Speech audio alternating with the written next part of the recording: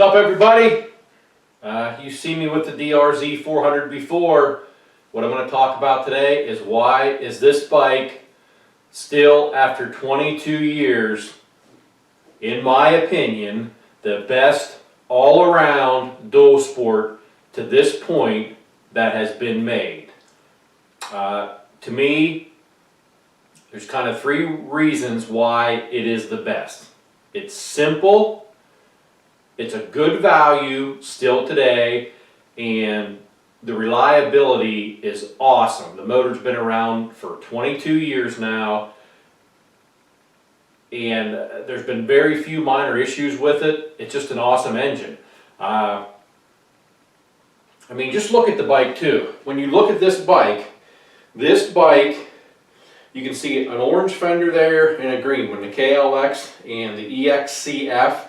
This bike, it looks as good as any bike. This bike looks as good as that orange KTM there and as good as that KLX. This bike, simplicity-wise, this bike, if you have a 24mm wrench in your tool pack, you can adjust that chain on the bike in probably less than a minute. It's the quickest adjusting chain of any bike that I've ever owned. Not ATV, but bike. Plus you can take the wheel off at the same time. One 24mm wrench and the wheel's off in no time. That is awesome. It's carbureted, so I mean I have fuel injected bikes. The KTMs, I have had issues where the fuel pump craps a bed and you're done, you gotta get it repaired. Carburetor on the DRZ, sure. Can you get dirt in it?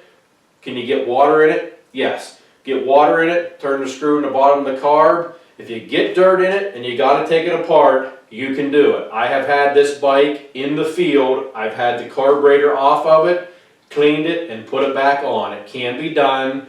Fuel injection, when it goes, you better have a spare fuel pump in your vest or in your backpack or in your luggage somewhere. That's the only way you're going to get squared away and get going. DRZ, clean the carburetor, back on the road.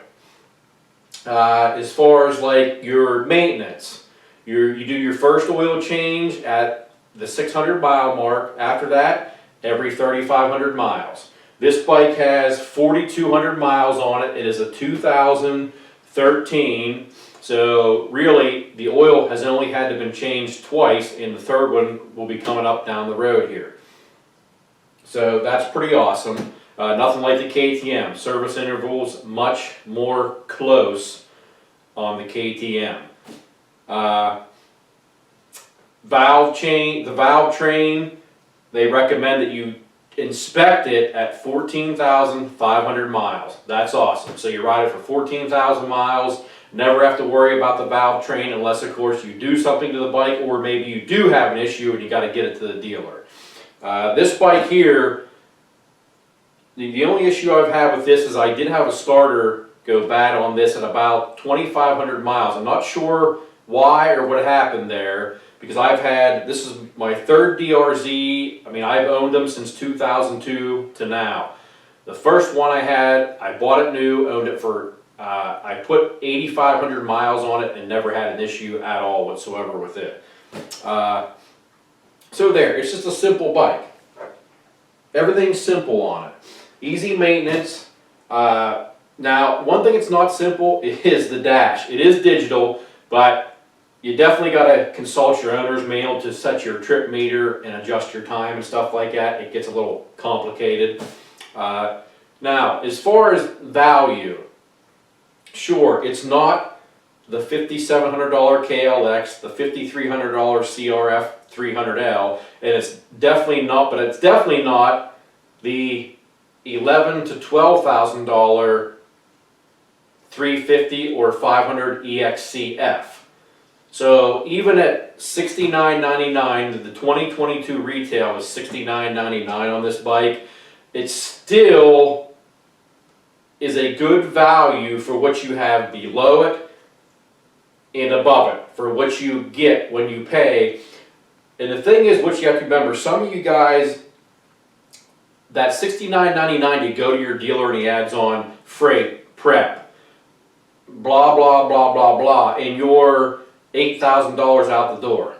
Any good dealer in the US, when they have inventory on stock, I'm talking like pre-COVID and hopefully here within the next year once inventory gets up, they can all get you out the door for the retail price. You have a good dealer, many guys watching this will know. A good dealer will get you out the door for the retail price and you'll be on the bike.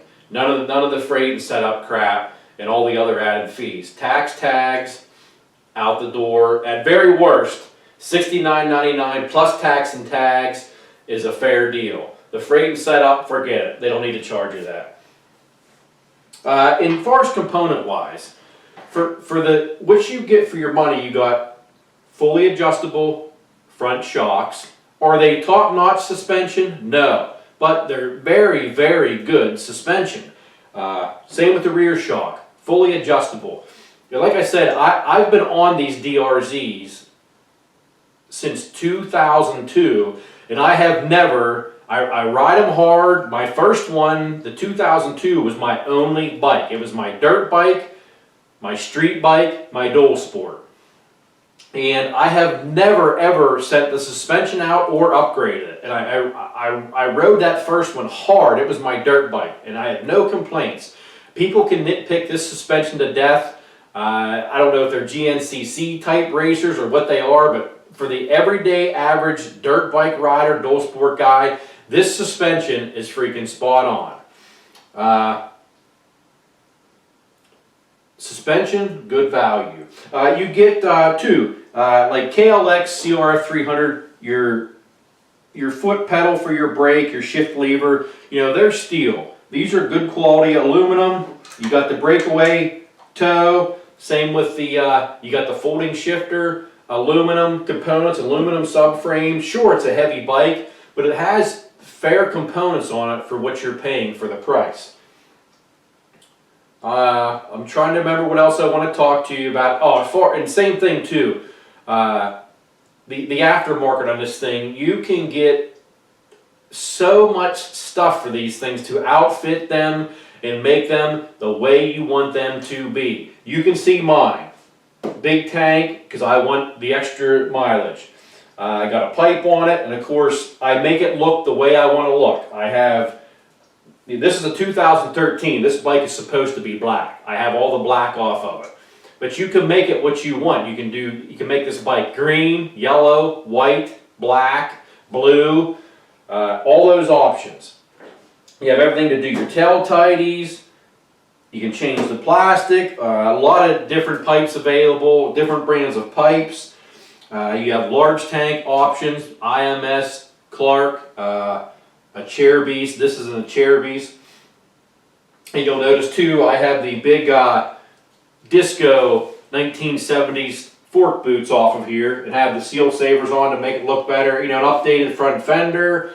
You can change any type of turn signals. I got bar risers on this to suit me. I mean, you can do, this bike is very close. I've had 650s, KLRs, KLX 650. I don't know if many of you guys even remember those. They were only a couple years.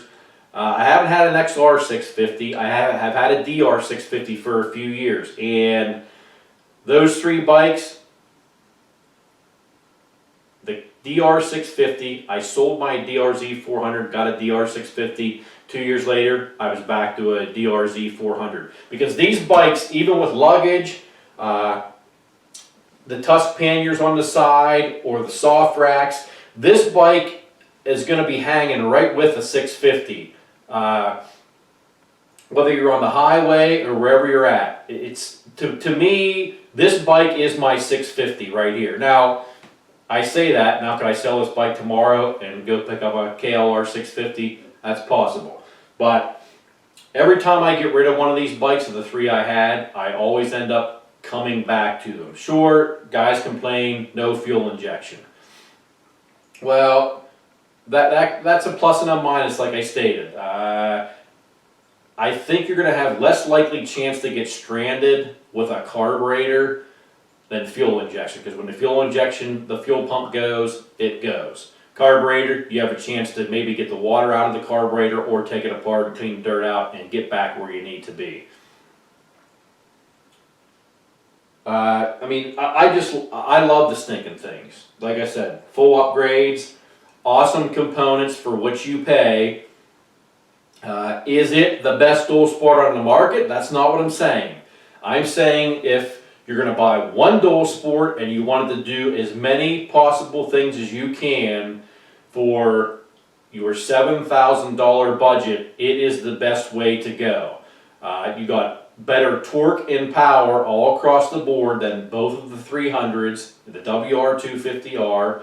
Of course, it's nowhere close to the power and the torque of the KTM 350, but they're just an all-around great bike. You cannot go wrong if you purchase this bike. People say, well, it's outdated, it's old, but I can sit here and look at this bike with the two other ones sitting here, and this bike looks as good as the other two bikes. So you can't look at it and say it looks outdated.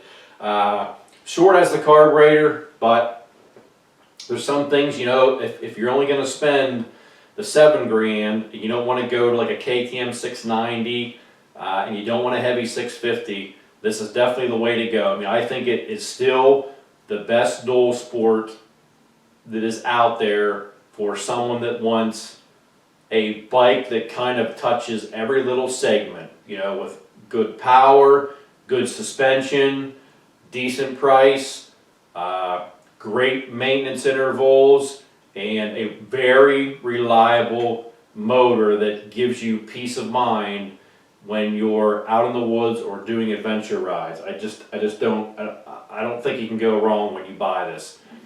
There can be a lot of haters out there, but you know, you can say what you want. Like I said, there's a KTM sitting there and a Kawasaki. I love them both. I've had KTM 350s since 2014, and I do keep going back to those, but they are basically my pure dirt bike, off-road bike is what that is, but I will use them to connect the trail here and there. This bike is basically my 650 adventure bike, and the KLX 300, that's kind of my bopping around with the family, running around a camp bike that I take all the time, like up to my camp. So if you have any questions on this bike, let me know. Put them down in the comments. Like, subscribe, and do not hesitate to buy a DRZ 400 and get outside. Thank you.